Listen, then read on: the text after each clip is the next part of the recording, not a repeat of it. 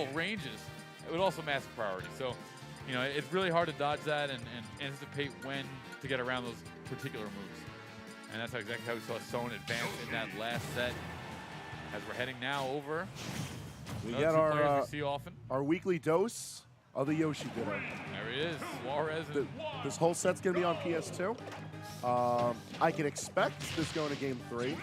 Although, as of late, Raptor's been sitting up the set count on Suarez. Now, last week he took it. Suarez actually performing very well last week. But you never know. Sometimes one of these players are hot, sometimes both of them are hot. You can get a fun Yoshi Ditto. But what does the Yoshi Ditto really mean? I mean, either way, a lot of smashes, a lot of damage, and a lot of priority. Good block there coming out from Suarez as he put one on the back air coming out from Raptor here. 42%. Suarez so far is keeping good composure here despite being in the air. Back to the ledge he goes.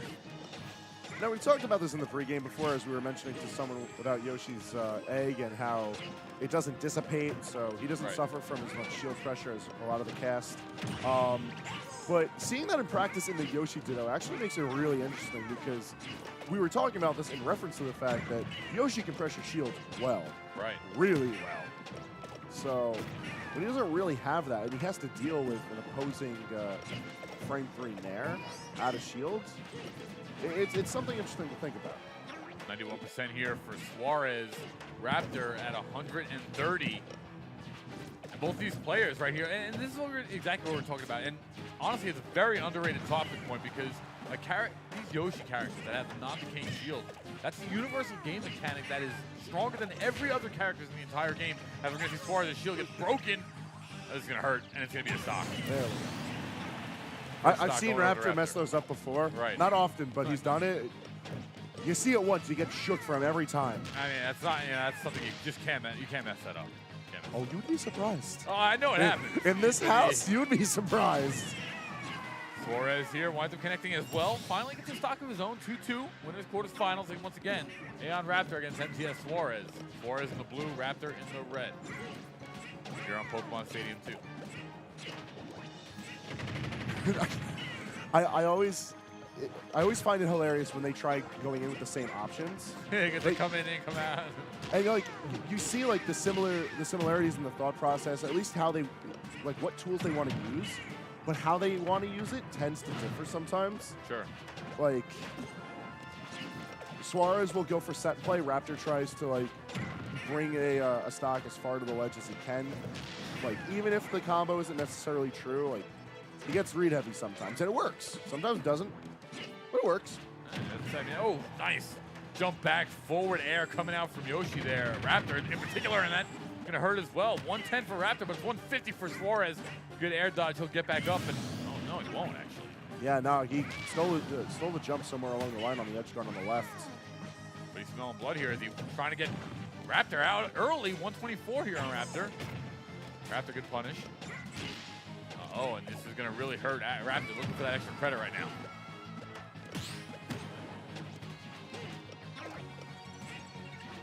Anyone's game here. Yeah, no, they're just trying to figure out spacing at this point. Suarez pressured to take out the stock. Raptor in no rush. And that's that style we see from Raptor. It's just a calmer play style. He kind of does.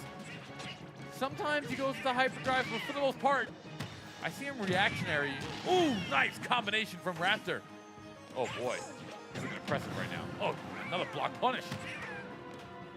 Oh, he's making every move correct. All right, here we go. Suarez still won't get the elimination. As Raptor makes it back to the ledge. Yeah, drop zone there, always something deadly to watch out for. But now Suarez has got to watch with his life on the line. 129%, not something that you want to have when fighting the likes of Raptor, especially a Raptor that's like on the hunt for the kill. We're seeing him fish around a lot more with Nair, and whether or not he just gets sweet spot Nair, heavy knockback set up for the ledge, or soft Nair potentially leading into something. Oh, I love Suarez's transitions here. Oh, that's gonna do it. Like I said, man, throw out enough of them, someone's gonna hit. Short hop Nair there. Winds up coming through. But, the rapid leg move, that's amazing on block. That's what, down air? That is down air, Down yes. air. That's a phenomenal on block move. I mean, I'm surprised we didn't see it too much in that game, but still, anytime we do see it, you can see 100% shield along with the decay trickle down to, I don't know, 15, 20% real quick. Yeah, no, shields get eaten alive by that. And the reason we're not going to see it as much in the Ditto is because, like we brought up earlier, there's no shield decay from that. Right. The shield can't get any smaller, so they're not really getting too much out of it. And for all of that shield pressure that move does, it's got decent enough recovery frames. It's punishable by a majority of anti-air moves that any character can throw out. So it's not the safest thing in the world. And for the most part, you see it because it's going to shield perk. Sometimes they'll use it for damage. Right. Because, especially in Pokemon Stadium 2, it's a really good tech chase option on the platforms. Because it's active for so long. But outside of those specific situations, down air kind of takes a back seat to Nair and up air in this matchup. Fair enough. All right, Raptor first set going over to him. 130% here. Already onto Raptor, though. So Suarez having a much better time this time around, trying to put him away. Raptor launching Suarez into the air, getting a couple hits to 72. There's that down air on the shield, and once again, Raptor, I keep forgetting, 147 is not knockout range for Yoshi. It's there, but I've seen him last 200 pretty easily. Yeah, no, these boys can live. Like, this character is fairly heavy. It's like towards the end of the middleweights, the start of the heavyweights as far as the weight classes are concerned. Add on to that, great air acceleration. So if these guys keep their jumps and their lift from egg throw, they're coming back. And then from there, it's just a matter of DI and whatever they get hit with.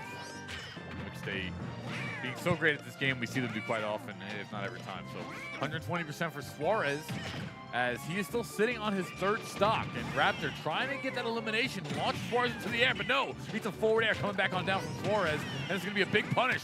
Suarez in control of this game. Already attacking on 133 to Raptor's second stock.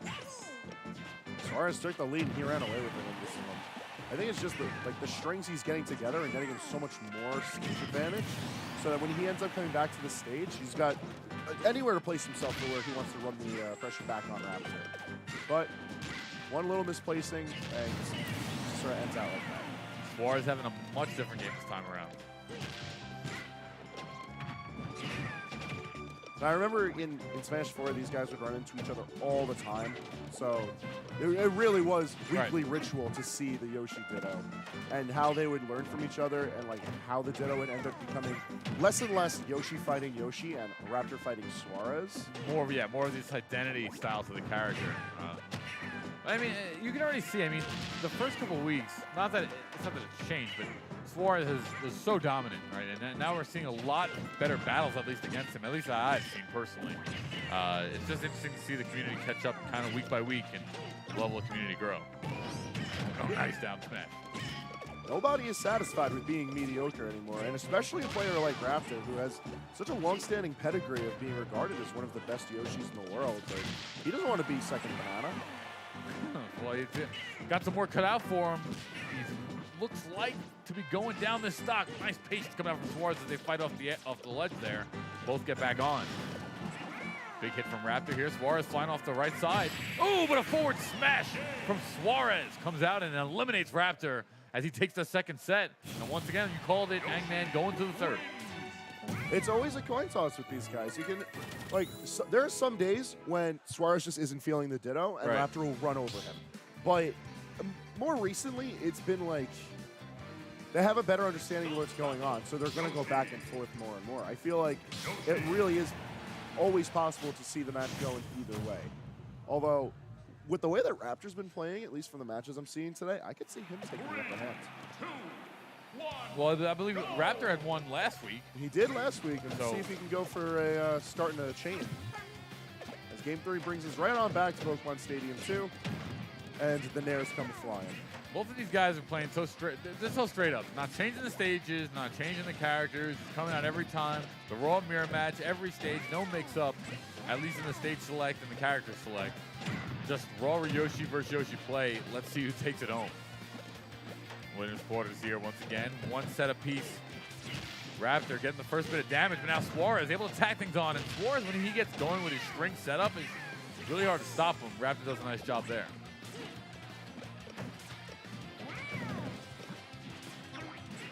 The shield thing is such an underrated buff. At least it's so good. It's a game mechanic that is heavily in favor of one certain character. Yeah, it's weird because it's like, people always joke around about the balancing in Smash being odd. Like, there's just sometimes where it's very clear, like, something is benefiting a certain type of character or a group of characters more than the rest of the cast. But this is, like, one little facet that I feel was, like, almost overlooked. It's like, the shield decay in this game. It's heavy. Yes, it's very heavy, especially compared to earlier iterations. And you have a character that has none. And, like, the parrying mechanic, it makes sense for the rest of the cast to have it with the way shield decay has. But Yoshi's always had a parry. It's always been very strange because it's been unique to him and his shield. But now he has the universal parry under a unique shield.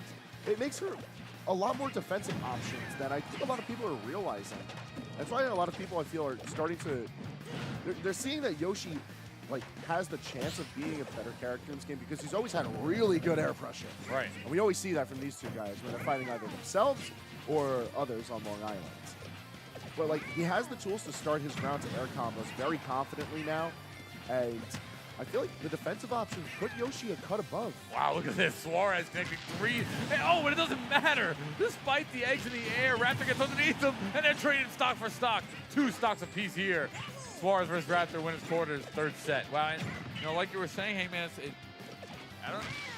it's a very underlooked trait, no doubt about it. And I don't know, you put Yoshi's in my top 3. Just because of that factor, not only the priority on the moves, which is phenomenal, but that's just a really big buff in my opinion, especially in just this iteration of the game. At the very least, it gives us the opportunity to see these guys get far because they work so hard with the character. Yeah, and you get rewarded after, you know, X amount of years. It's nice to see. Even though I hate Yoshi. But, ooh, that's for another discussion. That's the Long Island vibe, man. That's how it always is. We love our Yoshi players, not the character. Yeah, I'm with you with there, man. At 70% here on Suarez, both players 2 stocks here, and it literally is going down to the wire. They're connecting the trading short hop nairs back and forth. You almost lose which one is which one because they play so similar. Like, when it comes down to the grind of it, the way that their strings work mirror each other, it's all about who's willing to pull the trigger when and, like, what leads up to it. Because Raptor tends to use a lot of eggs for the sake of, like, almost, like, corralling his opponents.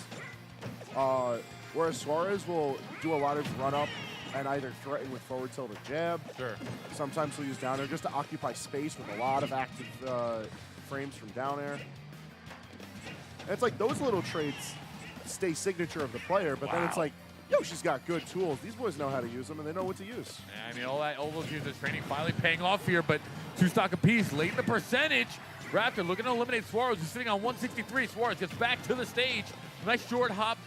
Nair coming out once again, and it's so amazing to see how fluid these guys are playing in this situation, in this tournament here on Long Island. Wow, Suarez is still alive, 172. And he's going to get back once again. Yeah, this particular matchup is another. I feel like it's almost a testament to moves that stale. Right. Because you're gonna see a lot of Nair, and when moves connect over and over again, like the same move is utilized, it deals a little bit less damage, a little bit less knockback. And like you use the same move like once or twice in a row, that's not as noticeable. But if these players are threatening with nothing but back air and Nair, it starts to become noticeable over time. So they have to start throwing out other moves to recycle the count as to what gets stale. Really? Yeah, it's looking into staling it's weird. Like, it makes sense when you look at it. Right. But then this is a matchup that sort of takes the notion to the extreme because you'll see if they don't use Nair for a while, they could potentially kill. Like, if Suarez uses Nair, there's a good chance that it could kill Raptor, even with good DI. Wow. As Raptor's sitting at 130, and this is out the right-hand side of the stage. But when you see Nair get used over and over again as a combo piece, it's going to sit there more as a combo piece, not as a kill option. Well, back here winds up connecting. Oh, but Raptor falling off the stage here. 1 stock apiece remaining. Suarez got 30%, so in this 3rd set has been able to battle on back pretty efficiently. But right now, Raptor has the base floor. Suarez gets back on down. Still anyone's game. Suarez getting a little bit of combo here, 20%.